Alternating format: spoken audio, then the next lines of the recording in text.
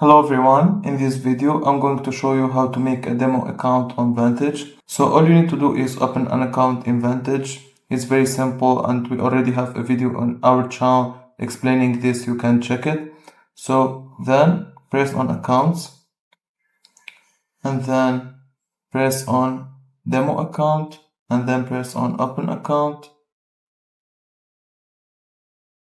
demo account, and then choose an account type, standard or raw or anything, standard. Choose the currency,